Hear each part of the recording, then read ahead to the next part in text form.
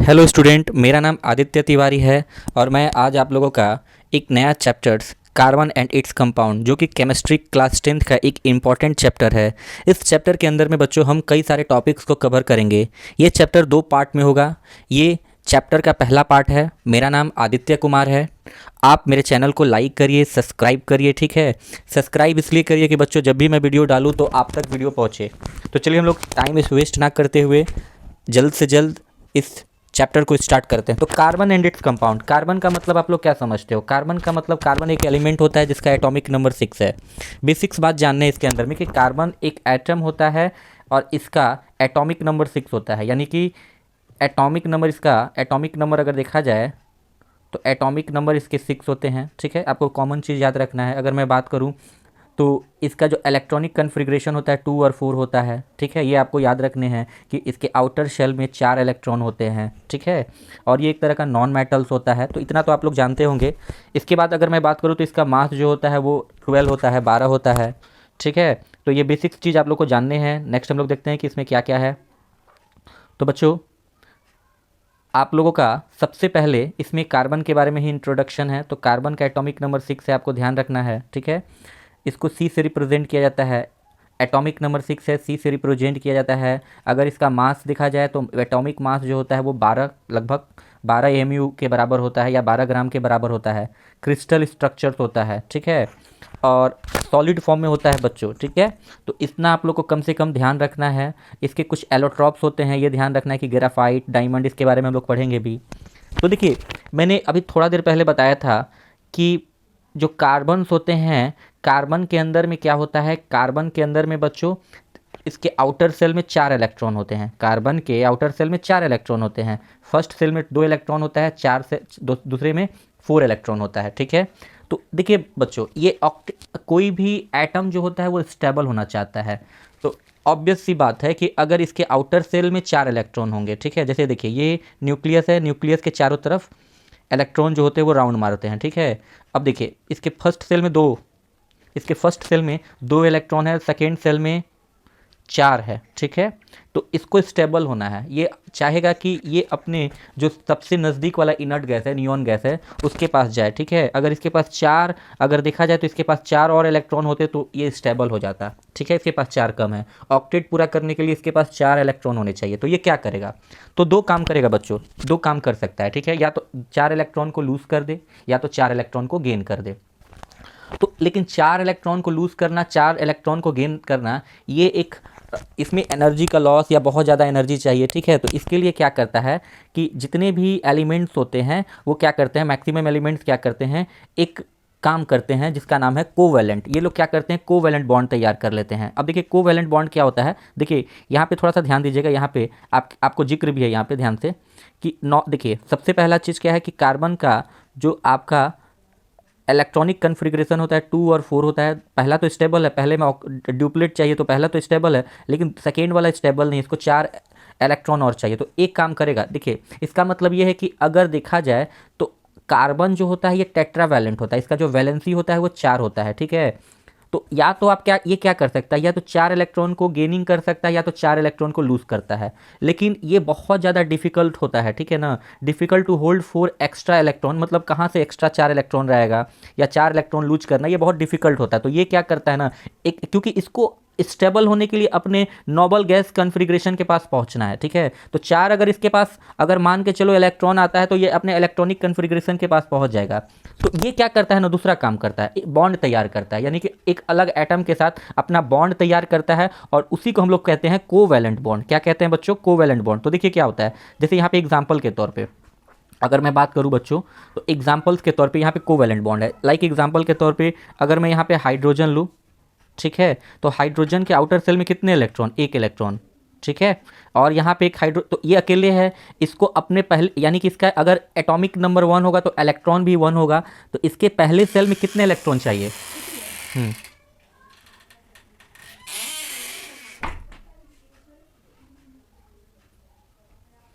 तो मैंने कहा कि इसके पहले सेल में कितने इलेक्ट्रॉन चाहिए बच्चों, इसके पहले सेल में कम से कम एक इलेक्ट्रॉन चाहिए कि ये अपने हीलियम के पास पहुंच जाए, ठीक है। तो ये क्या करता है, ये शेयरिंग करता है, यानी दूसरा कोवैलेंट बॉन्ड का मतलब होता है कि इसमें क्या होता है कि मेरे पास भी एक इलेक्ट्रॉन है, तेरे पास भी एक इलेक्ट्रॉन है, तो ये लोग क्या करता है ना, ये लोग अपने आप में शेयरिंग कर लेता है, ठीक है। क्योंकि फर्स्ट सेल में हाइड्रोजन जो होता है वो फर्स्ट सेल के अंदर ही आता है, ठीक है ना, क्योंकि इसका एटॉमिक नंबर क्या है, एटॉमिक नंबर 1 है, और फर्स्ट सेल में कम से कम 2 एलिमेंट आ सकता है। तो ये लोग क्या करता है, आपस में शेयरिंग कर लेता है। तो इसके पास भी 2 आ गया हाइड्रोजन के पास, इसके पास भी 2 आ गया। तो अब यहाँ पे हम क्या कह सकते हैं, यहाँ पे H2 कह देंगे, ये स्टेबल हो गया, इसलिए हम हाइड्रोजन को H2 के फॉर्म में रखते हैं। तो कोवैलेंट बॉन्डिंग का मतलब क्या होता है बच्चा लोग, कोवैलेंट बॉन्डिंग का मतलब ये होता है कि इसके अंदर में क्या होता है कि इसके अंदर में 2 या मोर देन 2 एलिमेंट्स जो होते हैं वो एक दूसरे को क्या करते हैं, शेयर करते हैं, और एक दूसरे को अपने इलेक्ट्रॉन को क्या करते हैं, शेयर करते हैं। जैसे ऑक्सीजन आप ले लो, ठीक है, ऑक्सीजन भी एक एग्जाम्पल दिया है। तो अब यहाँ पे देखिए हाइड्रोजन, ध्यान दीजिएगा, यहाँ पे हाइड्रोजन था, तो हाइड्रोजन हाइड्रोजन के बीच में एक इलेक्ट्रॉन का शेयरिंग हुआ, ठीक है, एक इलेक्ट्रॉन का शेयरिंग हुआ। तो जब एक इलेक्ट्रॉन का शेयरिंग होता है तो इसमें क्या बनता है बच्चों, अगर एक इलेक्ट्रॉन का शेयरिंग होता है तो सिंगल बॉन्ड बनता है, क्या बनता है, सिंगल बॉन्ड, ठीक है। हाइड्रोजन हाइड्रोजन के बीच में क्या बना, सिंगल बॉन्ड बना, ठीक है। उसके अलावा अगर मैं बात करूं बच्चों डबल बॉन्ड, तो डबल बॉन्ड का मतलब क्या होता है, थोड़ा सा ध्यान दीजिएगा सॉरी बच्चों। तो डबल बॉन्ड मतलब देखिए ऑक्सीजन का जो वैलेंसी होता है, मैंने यहाँ पे वैलेंसी लिख रखा है कि आप लोग को क्लियर हो जाए। तो ऑक्सीजन का वैलेंसी होता है 2, वैलेंसी आपको बहुत जरूर याद करना पड़ेगा, ठीक है।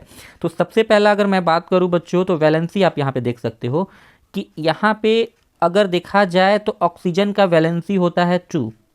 तो यहाँ पे ऑक्सीजन हो गया, देखिए यहाँ पे ऑक्सीजन, ठीक है, यहाँ पे ऑक्सीजन, यहाँ पे ऑक्सीजन। तो ऑक्सीजन का एटॉमिक नंबर होता है, ऑक्सीजन का एटॉमिक नंबर होता है 8, यानी इसके पहले सेल में 2 और दूसरे सेल में 6।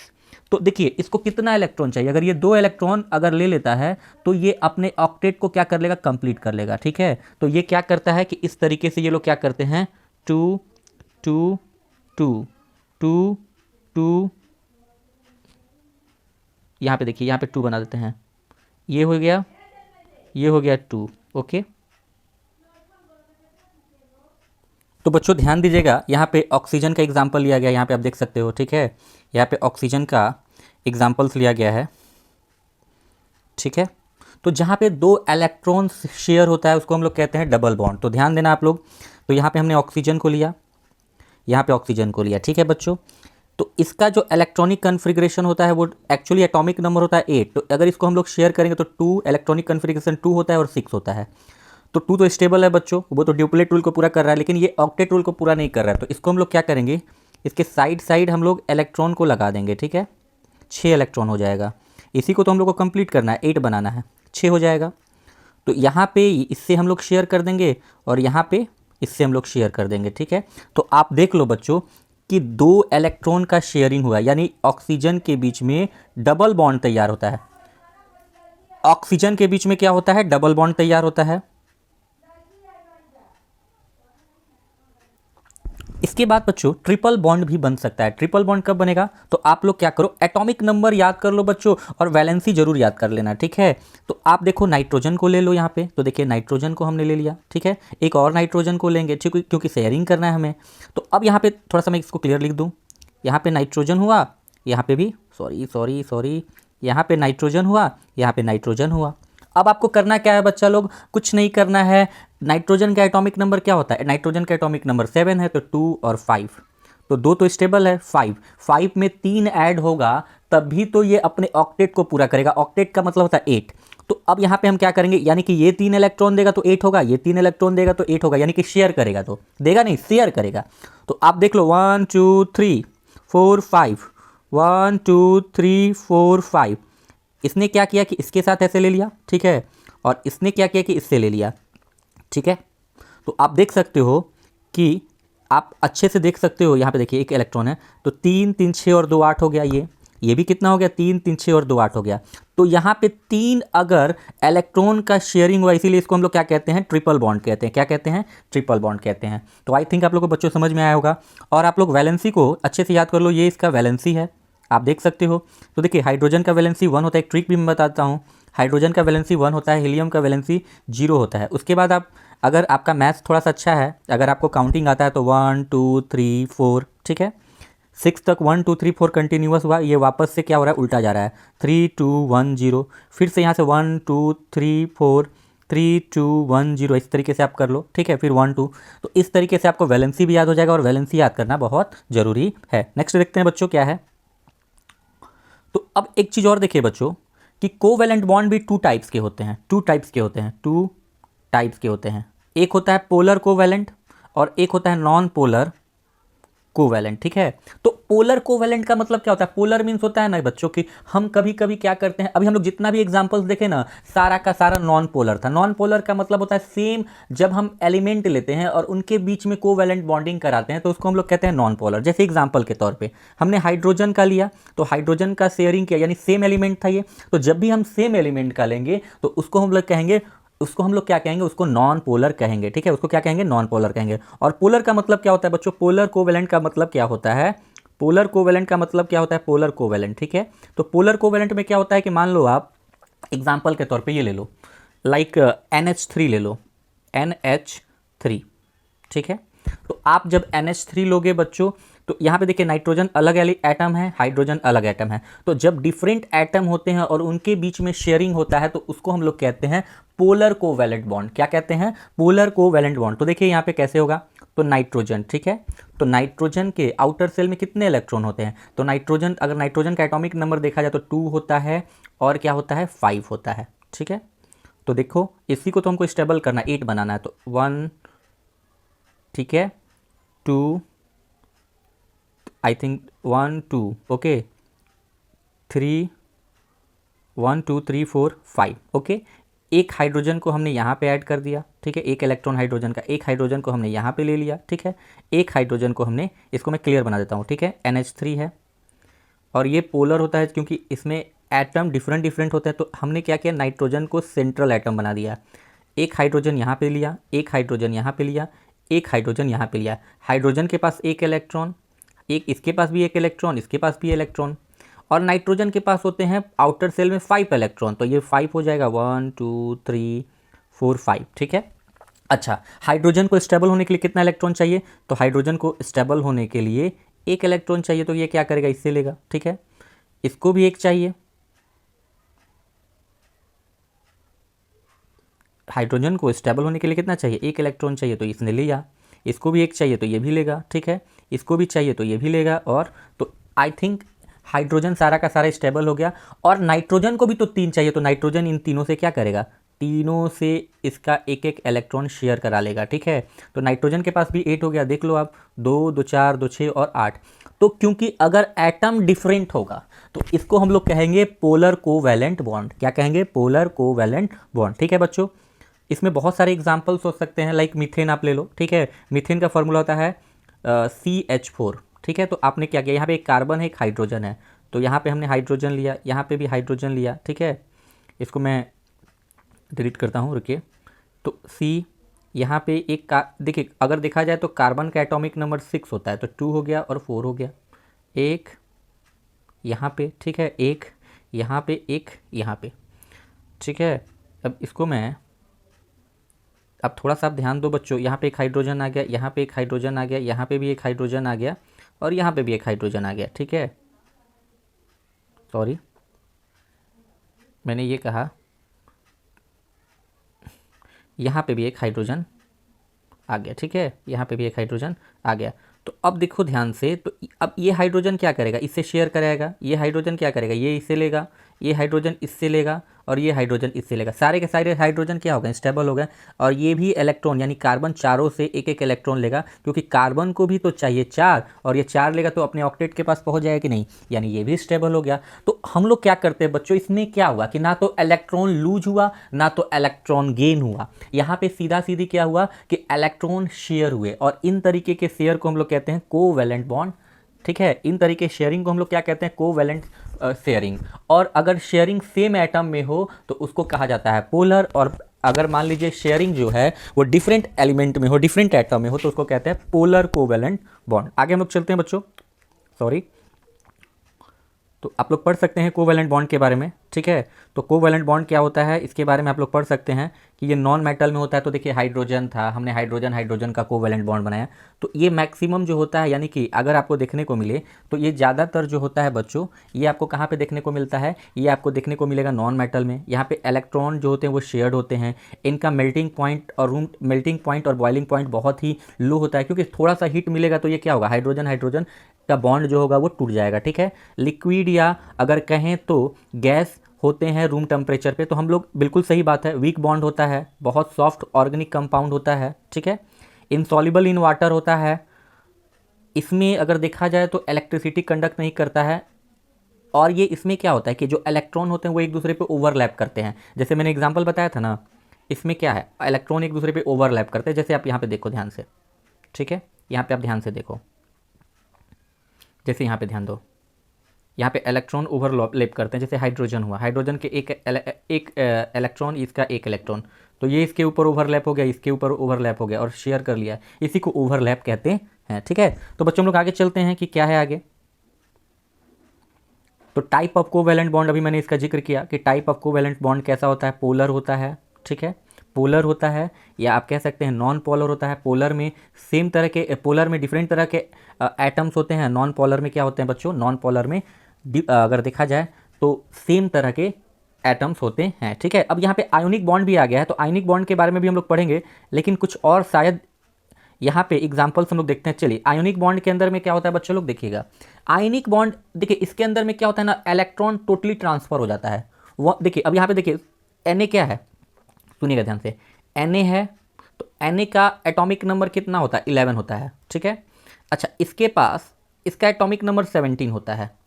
अब देखिए ध्यान से, ये ऑक्टेट से एक ज़्यादा, इसका इलेक्ट्रॉनिक कन्फिग्रेशन निकाला जाए तो 2, 8 और 1 निकलेगा। इसके आउटर सेल में एक इलेक्ट्रॉन है। ठीक है। और इसके आउटर सेल में अगर देखा जाए तो इसके पास 2, 8 और 7, यानी ये प्लस में है, ये माइनस में है। इसको एक चाहिए तो ये अपने ऑक्टेट को पूरा कर लेगा, और इसके पास ऑक्टेट से एक ज़्यादा है, ये 7 के पास है। अगर इसके पास एक ज़्यादा होता तो कह सकते हैं कि यहाँ पे अगर देखा जाए तो इसका ऑक्टेट पूरा होता है। तो यहाँ ये प्लस में है, Na प्लस में है और Cl निगेटिव में है, 1 इलेक्ट्रॉन। ठीक है। तो यहाँ पे ट्रांसफर ऑफ इलेक्ट्रॉन हो रहा है बच्चों। ठीक है। तो ट्रांसफर ऑफ इलेक्ट्रॉन को हम लोग आयोनिक बॉन्ड कहते हैं। यानी कि सीधा सीधी अगर मैं बात कहूँ शुद्ध शब्दों में, तो यहाँ पे अगर देखा जाए तो मेटल और नॉन मेटल के बीच में बॉन्ड बनता है। ये बॉन्ड बहुत ज़्यादा स्ट्रांग होता है, बहुत ज़्यादा स्ट्रांग होता है। ठीक है।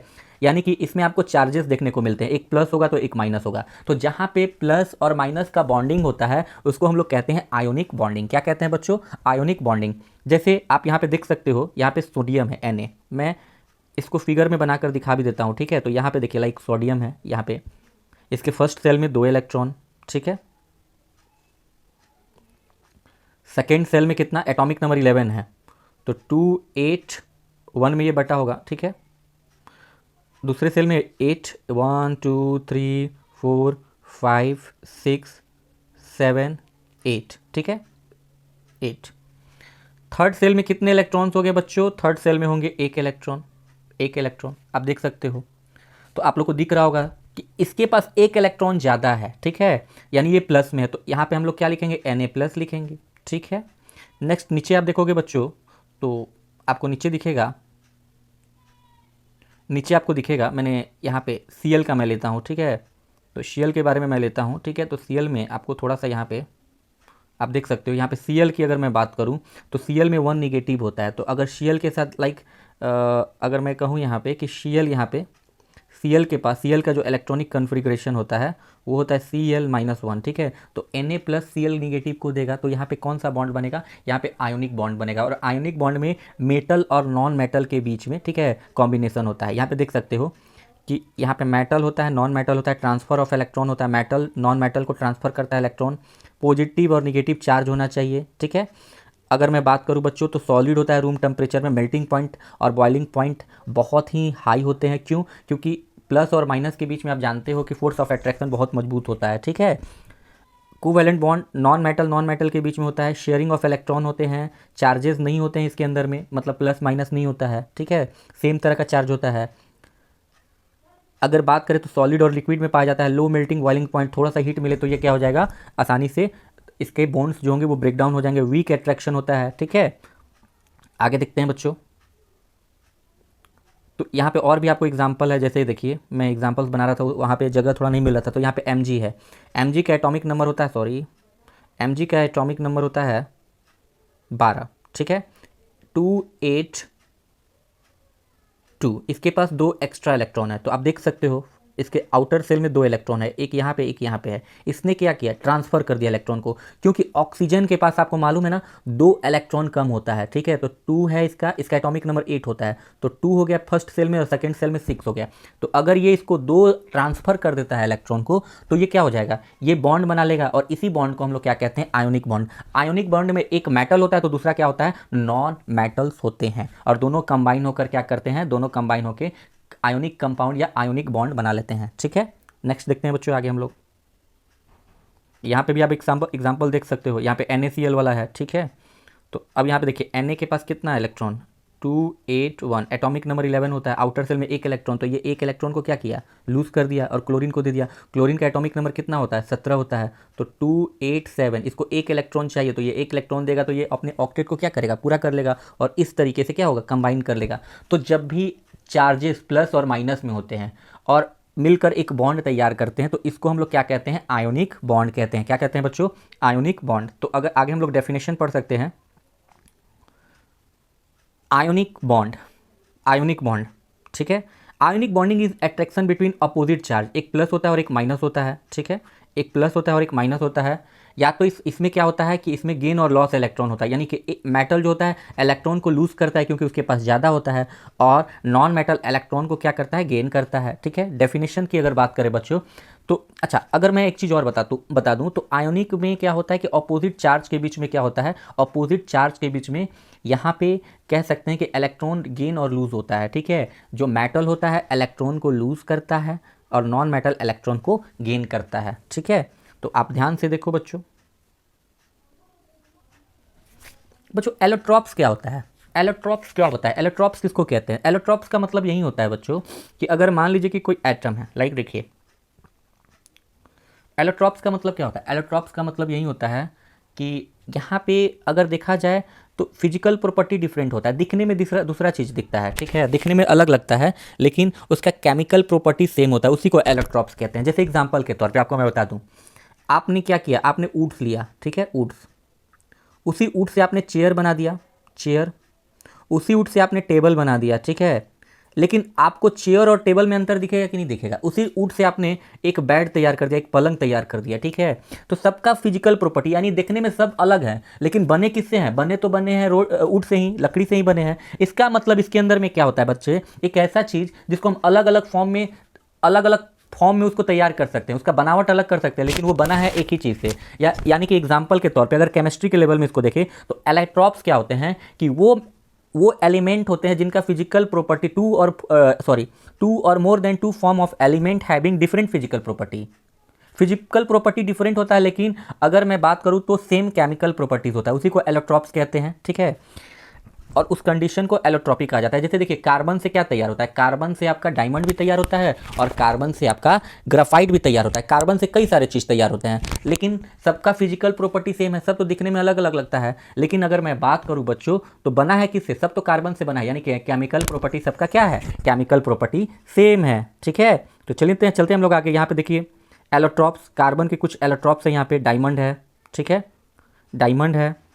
डायमंड है, ग्राफाइट है, फ्लोरेंस है, ग्रेफिन है, ठीक है। इसमें बहुत ज़्यादा आप लोग को नहीं ध्यान देना है, डायमंड और ग्रेफाइट के बारे में ध्यान देना है। ये क्रिस्टलाइन फॉर्म होता है, एमोफोरस होता है, कोल होता है, चारकोल होता है, कोक होता है, लैंप होता है, लैंप ब्लैक होता है, गैस कार्बन होता है। तो आपको डायमंड ग्राफाइट पे ज़्यादा फोकस करने हैं बच्चों आपके सिलेबस के अकॉर्डिंग। लेकिन क्रिस्टलाइन फॉर्म क्या होता है, ये जो होता है ये ट्रू सॉलिड होता है। आई मीन देखा जाए तो ये ट्रू सॉलिड, मतलब अगर देखा जाए तो कार्बन सॉलिड होता है, इसको ट्रू सॉलिड कहा जाता है, इसको सूडो सॉलिड कहा जाता है। सूडो मीन्स होता है फॉल्स सॉलिड, ठीक है। जब इसको काटेंगे तो एकदम सिमेट्रिकल तरीके से ये नहीं कटेगा। खैर इसके बारे में हम लोग बात नहीं करते हैं, बस आप लोग डायमंड और ग्राफाइट के बारे में ध्यान दीजिएगा, ठीक है। तो चलते हैं हम लोग आगे। तो देखिए बच्चों, डायमंड के बारे में मैं जिक्र कर दूं तो डायमंड जो होता है वो फ्री स्टेट में पाया जाता है। इसको नेचुरली एंड आर्टिफिशियली मैन्युफैक्चर्ड किया जाता है। पेंसिल वगैरह में भी होता है ग्राफाइट। अगर इसका देखा जाए तो ये हार्डेस्ट नेचुरल सबस्टांस है, सबसे हार्ड है, ठीक है। और अगर देखा जाए तो ये सॉफ्ट होता है, ग्रीसी टच होता है, बहुत सॉफ्ट होता है, मतलब अगर देखा जाए तो बहुत स्लिपरी टच होता है। इसका रिफ्रैक्टिव इंडेक्स 3.5 होता है, इसका इसका रिलेटिव डेंसिटी 3.5 होता है, इसका 2.3 होता है। रिफ्रैक्टिव इंडेक्स इसका 2.5 होता है, ये ओपेक होता है, इसका कोई रिफ्रैक्टिव इंडेक्स नहीं होता है, यानी ये ट्रांसपेरेंट नहीं होता है, लाइट इसमें पास ही नहीं कर सकता है, ठीक है। Bad conductor of heat and electricity होता है, good conductor of heat and electricity होता है। ऑक्टाहेड्रल यानी 3D स्ट्रक्चर्स होता है, और ये हेक्सागनल होता है। अगर मैं बात करूँ तो ये डायमंड का स्ट्रक्चर है, और ये आपका ग्राफाइट का। सबसे इंपॉर्टेंट चीज़ है कि किसी भी सॉल्वेंट में इनसॉल्युबल, किसी भी सॉल्वेंट में ये इनसॉल्युबल है, ठीक है, ये भी इनसॉल्युबल है। चलिए आगे बात करते हैं आपके बारे में, आगे बात करते हैं। तो यहाँ पे आप देख सकते हो कि what is the hardest natural rock found in earth? Diamond.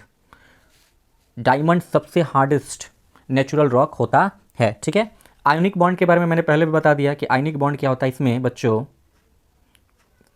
इसमें इलेक्ट्रॉन का ट्रांसफ़र होता है, ठीक है, इलेक्ट्रॉन ट्रांसफ़र होता है, complete transfer of atom metal to other atom non metal called ionic bond. एक प्लस माइनस का चार्ज होता है, उसी को हम लोग आयोनिक बॉन्ड कहते हैं। मैंने पहले बता दिया था, देखिए ये प्लस है, ये माइनस है। मेटल ने क्या किया, इलेक्ट्रॉन को लूज़ किया, और इसने इलेक्ट्रॉन को गेन किया, यानी कि इसने इलेक्ट्रॉन को लिया, ठीक है। तो हेलो स्टूडेंट, हम लोग न्यू टॉपिक पे पहुंच रहे हैं जिसका नाम है हाइड्रोकार्बन। हाइड्रोकार्बन की अगर मैं बात करता हूँ तो इसके अंदर में ये एक ऐसा कंपाउंड होता है जिसमें हाइड्रोजन और कार्बन का मात्रा होता है, ठीक है। मैं बात करूँ तो ये हाइड्रोकार्बन दो प्रकार के होते हैं, अनसेचुरेटेड होते हैं, सेचुरेटेड होते हैं। सेचुरेटेड में अल्कीन और अल्काइन आता है, इसमें डबल बॉन्ड होता है, इसमें ट्रिपल बॉन्ड होता है। इस कार्बन कार्बन के बीच में इसमें सिंगल बॉन्ड होता है, कुछ इस तरीके से, ठीक है। अल्काइन में ट्रिपल बॉन्ड होता है कार्बन कार्बन के बीच में, ठीक है, और इसमें कार्बन कार्बन के बीच में डबल बॉन्ड होता है, ठीक है। तो इसमें डबल बॉन्ड होता है कार्बन कार्बन के बीच में, इसमें ट्रिपल बॉन्ड होता है, और ये सिंगल बॉन्ड होता है। सिंगल बॉन्ड वालों को सेचुरेटेड कहते हैं, डबल अनसेचुरेटेड को हम लोग अल्कीन कहते हैं या अल्काइंस कहते हैं। चलिए यहाँ पे हम लोग ध्यान देते हैं, इस पर हम लोग स्टडी करते हैं डिटेल में। तो देखिए बच्चों, अगर मैं बात करूँ यहाँ पे तो देखिए ये सेचुरेटेड है, सारे के सारे सेचुरेटेड का एग्जाम्पल है, ठीक है। तो देखिए सबसे पहले आपको कुछ याद करने पड़ेंगे। तो अगर मैं बात करूं बच्चों तो आपको कुछ याद करने पड़ेंगे। इसके अंदर में क्या याद करने पड़ेंगे तो ध्यान दीजिए। तो सबसे पहला चीज़ क्या है कि अगर कार्बन का संख्या एक होता है, यानी नंबर ऑफ वन कार्बन होते हैं, नंबर ऑफ वन कार्बन, ठीक है, नंबर ऑफ वन कार्बन होता है तो इसको हम लोग कहते हैं मीथ। अगर टू होता है तो इसको कहते हैं ईथ, ठीक है। थ्री होता है, अभी मैं इसको दिखाता हूँ आपको। देखिए बच्चों, एक कार्बन को मिथ कहा जाता है, टू कार्बन को ईथ, थ्री को प्रॉप, फोर को ब्यूट, फाइव को पेंट, सिक्स को हेक्स, सेवन को हेप्ट, एट को ऑक्ट, नाइन को नॉन और 10 को डेक, ठीक है। तो आपको सबसे पहले यहाँ पे फॉर्मूले तैयार करने, किस तरीके से आप फॉर्मूला तैयार करिएगा तो देखिए ध्यान से। सबसे पहला, अगर बच्चों एक कार्बन होता है, ठीक है, तो आप फार्मूला लगाओ। सेचुरेटेड हाइड्रोकार्बन के बारे में हम लोग बात करें। सेचुरेटेड हाइड्रोकार्बन क्या होता है फार्मूला, तो CnH2n+2, ठीक है, ये सेचुरेटेड हाइड्रोकार्बन का फार्मूला होता है। इसी पे आपको रखना है। यहाँ पे n जो है वो नंबर ऑफ कार्बन है, n क्या है, नंबर ऑफ कार्बन है। तो नंबर ऑफ कार्बन एक अगर हम लोग रखते हैं 1 plus H2, n number of carbon, इसको यहाँ पे 1 रखते हैं तो +2, ठीक है। तो एक कार्बन होता है तो मिथ, और सिंगल बॉन्ड है तो ये अल्केन में आता है, ठीक है। सिंगल बॉन्ड को क्या कहते हैं, अल्केन कहते हैं। तो यहाँ पे क्या हो जाएगा C, ठीक है, यहाँ पे क्या हो जाएगा H4, CH4, एक कार्बन तो मीथ। इसी तरीके से सब जगह आप फॉर्मूला अप्लाई करते जाइए, सब जगह फॉर्मूला अप्लाई करते जाइए, आपको रिजल्ट मिलता जाएगा। इसका मतलब ये मीथेन हो गया। अगर आपको 2 कार्बन लेना है तो इथेन आएगा, 3 कार्बन लेना होगा तो यहाँ पे क्या आ जाएगा, प्रोपेन आ जाएगा, ठीक है। अगर 3 कार्बन है और सिंगल बॉन्ड है तो प्रोपेन हो जाएगा, 4 कार्बन है और सिंगल बॉन्ड है तो ब्यूटेन हो जाएगा, ठीक है। कुछ इस तरीके से बच्चों, कुछ इस तरीके से देखिए, ब्यूटेन है, 4 कार्बन यहाँ पे लिया गया है, इस तरीके से स्ट्रक्चर भी बन जाता है। 4 कार्बन ये ब्यूटेन हो गया, ठीक है। यहाँ पे आप देख सकते हो अल्कीन है, अल्काइन है, यहाँ पे ट्रिपल बॉन्ड होता है, यहाँ डबल बॉन्ड है। तो इस तरीके से आप लोग को याद रखना है। फॉर्मूला है सेचुरेटेड का, इसको अल्केन कहते हैं। लाइक देखिए, अगर मान लीजिए कि आप यहाँ पे 3 कार्बन लेते हो तो प्रॉप, और अगर सिंगल बॉन्ड है तो क्या बनेगा, N बन जाएगा। देखिए यहाँ पे एक हाइड्रोजन रखो, यहाँ पे एक हाइड्रोजन रखो, यहाँ पे एक हाइड्रोजन रखो, यहाँ पे एक हाइड्रोजन रखो, यहाँ पे एक हाइड्रोजन रखो, यहाँ पे एक रखो और यहाँ पे एक रखो, ठीक है, हाइड्रोजन एक यहाँ पे रखो। तो फार्मूला क्या बन गया बच्चों, 3 3 2 5 2 8, यानी C3H8। इसका मतलब यहाँ पे क्या हुआ बच्चों, एक कार्बन बढ़ रहा है तो 2 हाइड्रोजन बढ़ रहा है, अगर आप ध्यान दोगे तो, ठीक है। CH4 मीथेन होता है अगर सिंगल बॉन्ड है तो, C2H6 इथेन होता है, C3H8 आपका प्रोपेन होता है, C4H10 जो होता है वो ब्यूटेन होता है, ठीक है। तो इसी तरीके से ये फार्मूला आगे बढ़ते जाएगा। तो जब भी सिंगल बॉन्ड की बात होगी तो उसको हम लोग क्या कहते हैं, सैचुरेटेड कहते हैं, और इसको कहते हैं अल्केन्स। क्या कहते हैं बच्चों, अल्केन कहते हैं। नेक्स्ट आप देखो, एक होता है डबल बॉन्ड, एक होता है ट्रिपल बॉन्ड। तो डबल बॉन्ड में क्या होता है बच्चा लोग, कार्बन कार्बन के बीच में डबल बॉन्ड होता है, ठीक है। अच्छा, कार्बन कार्बन के बीच में डबल बॉन्ड होता है तो आप जानते हो ना कि कार्बन जो होता है वो टेट्रावैलेंसी होता है, ठीक है। तो आप देखो यहाँ पे ध्यान से कि अगर हम इसका फॉर्मूला होता है, अगर मान के चलो आप इसका जैसे अल्कीन का फॉर्मूला होता है, अल्कीन, अल्कीन का फॉर्मूला होता है CnH2n, ओके। CnH2n, बॉन्ड बढ़ता है बच्चों तो हाइड्रोजन का मात्रा घटता है, ठीक है। तो +2 था ना तो वो नंबर्स घट जाते हैं। तो यहाँ पे देखिएगा, अगर मान लीजिए कि हम यहाँ पे मिथीन बनाना चाहते हैं, मिथ 1 कार्बन तो मिथ, और इन बनाना चाहते हैं तो ये नहीं बनेगा, ठीक है। क्यों नहीं बनेगा आप देख लो, +H2 1। तो यहाँ पे सबसे पहला तो कार्बन कार्बन के बीच में डबल बॉन्ड होना चाहिए, तो यहाँ पे ये कह सकते हैं कि ये फुलफिल नहीं कर पा रहा है। और सबसे इंपॉर्टेंट चीज़ है कि हर कार्बन के पास 4 बॉन्ड होने चाहिए, ठीक है, कम से कम। तो देखिए यहाँ से हम लोग इथेन लेंगे तो बन जाएगा, तो इथेन इथेन के बीच में डबल बॉन्ड, एक हाइड्रोजन यहाँ पे लेते हैं, एक हाइड्रोजन यहाँ पे लेते हैं तो 4 हो जाएगा। एक हाइड्रोजन यहाँ पे लेते हैं, एक हाइड्रोजन यहाँ पे लेते हैं तो ये 4 हो जाएगा। तो इथिन बनने का सिचुएशन होता है, लेकिन मिथीन बनने का सिचुएशन नहीं होता है, क्योंकि कार्बन के बीच कार्बन टेट्रावैलेंसी होता है, उसको फुलफिल करना चाहिए, और कार्बन के बीच में डबल बॉन्ड होने चाहिए, ठीक है। आप कोई भी एग्जाम्पल देख लो, यहाँ पे इसको फार्मूला से भी हम लोग कर सकते हैं। क्या होता है फार्मूला अल्कीन का, CnH2n, इसको आप क्या करो, दो n के जगह पे 2 रख दो, क्योंकि नंबर ऑफ कार्बन एटम को वो बताता है, नंबर ऑफ कार्बन को बताता है। H2 n के जगह पे 2 रख दो, ये भी नंबर ऑफ कार्बन को बताता है, तो C2H4 हो गया। देख लो आप, 2 C2 है और 4 H है ना। तो इस तरीके से बच्चों फार्मूला बनता है। और एक होता है आपका अल्काइन, अल्काइन, तो कार्बन कार्बन के बीच में ट्रिपल बॉन्ड होता है तो इसको अल्काइन कहते हैं। तो इसका फार्मूला देखिए बच्चों क्या हो जाता है, थोड़ा ध्यान दीजिएगा। इसका फार्मूला जो होता है ये होता है CnH2n-2, ठीक है, क्योंकि बॉन्ड बढ़ेगा तो नंबर्स घटेंगे। देखिए एक बॉन्ड था तो +2 था, एक बॉन्ड बढ़ा तो +2 घट के CnH2n बना और इसको अल्कीन कहते हैं। फिर एक बॉन्ड घटा तो क्या बन गया, और -2 हो गया। अब देखिए इसमें भी क्या कंसेप्ट होता है बच्चों, कार्बन कार्बन के बीच में कम से कम इसमें 2 कार्बन लेने पड़ते हैं, मतलब इसमें मिथाइन बनने का कोई सिचुएशन नहीं है।